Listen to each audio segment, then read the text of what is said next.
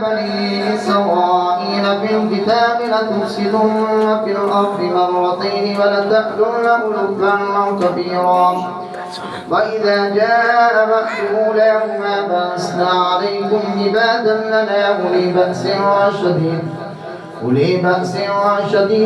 فجاسوا خلال الديار وكان بعدا مفعولا ثم رددنا لكم الكرة عليهم وأمددناكم بأموال وبنين وجعلناكم أكثر نفيرا إن أحسنتم لأنفسكم وإن أسأتم فلها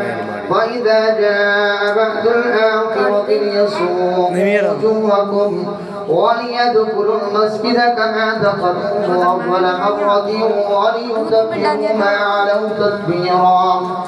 عسى ربكم أن يرحمكم وإن عدتم عدنا وجعلنا جهنم للكافرين حصيرا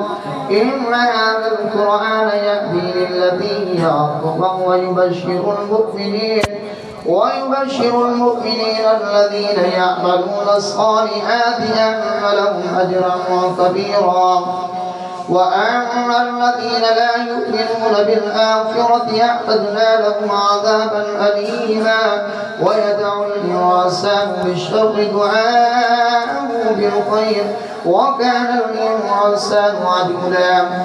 وجعلنا الليل والنهار آيتين فمحونا آية الليل وجعلنا آية النهار مبصرة لتبتغوا فضلا من ربكم ولتعلموا عدد السنين والحساب وكل شيء فصلناه تفصيلا